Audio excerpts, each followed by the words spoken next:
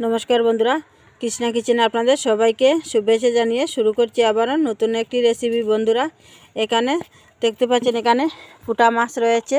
তো সেই ফুটা মাছটা হয়েছে আমাদের পুষ্কুনির একটা, এগুলো 2 কিলো 1.5 কিলো এরকম ওজনের হয়। তো এইগুলো এরকম বড় হয়েছে কারণ পুষ্কুনিটা বেশি বড় নয়, তো সেই জন্যই এরকম হয়েছে।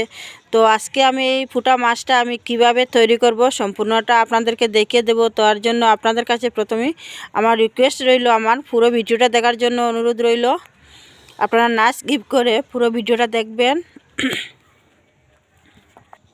এবার আমি মাছগুলো কেটে নেব। কেটে খুব ভালো করে পুষ্কুনি থেকে ধুয়ে নিয়ে এসে হলুদ আর লবণটা খুব ভালোভাবে লাগিয়ে নিচ্ছি। হলুদ লবণ লাগানোর পর কড়াইতে আমি ফ্রাই করার জন্য আমি দিয়ে দেব।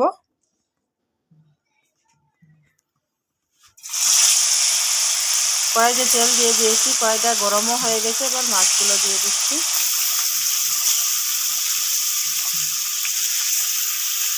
এইভাবে ধীরে ধীরে সবগুলি মাছ আমি ফ্রাই করে নেব। মাছগুলো ভাজা হয়ে গেছে, সবগুলো আমি পাল্টিয়ে নিয়েছি। এখন লাল হয়ে গেছে, সব নামিয়ে নেব।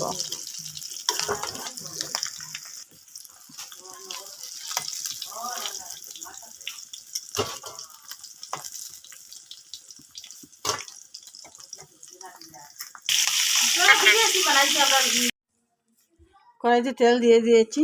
এবার আমি পেঁয়াজ কুচি দিয়ে দিচ্ছি। পেঁয়াজ আমি পেস্ট করে নিয়েছি একটা গ্রাইন্ডারের সাহায্যে, তো সেই পেঁয়াজটা আমি দিয়ে দিচ্ছি। পেঁয়াজগুলা অল্প লাল হওয়ার পর তারপর আমি চীনাবাদাম পেস্ট করে রেখেছি, তো সেই চীনাবাদামটা আমি দিয়ে দেব।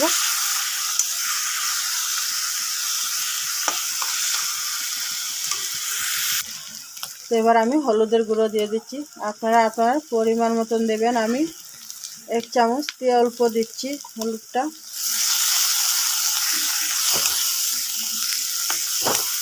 পাশের গরম বক্স বাজছে, তো আপনাদের ভিডিওর মাধ্যমে কিন্তু গানটা উঠবে, আপনারা কিছু মনে করবেন না প্লিজ। এবার আমি লঙ্কা গুঁড়ো দিয়ে দিচ্ছি। দেখুন 1 চামচ দিয়ে আমি আরও অল্প দিয়ে দিচ্ছি। টোটাল আমি 2 চামচ দিয়েছি। 2 চামচ থেকে একটু অল্প কম দিয়েছি আমি।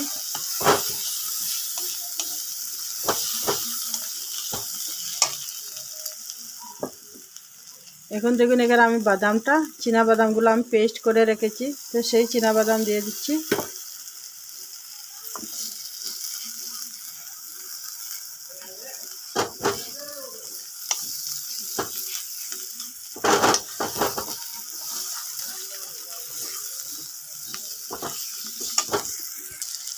তো এবার আমি জিরে গুঁড়ো দিয়ে দিচ্ছি। আমি টোটাল 2 চামচ জিরে গুঁড়ো দিচ্ছি। এখানে কিন্তু লবণ দেওয়া হয়নি, বাকি আছে। দেখুন মশলাটা কি সুন্দরভাবে কষানো হয়েছে।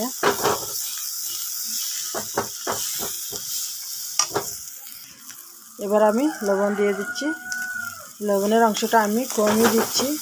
আপনারা পরিমাণ মতন দেবেন, কারণ যেহেতু আমি ঝোল বেশি দেব না, সেই জন্য। এবার আমি মাছগুলা যে রেখেছি আমি সেই মাছগুলা দিয়ে দিচ্ছি, ছোটো মাছ।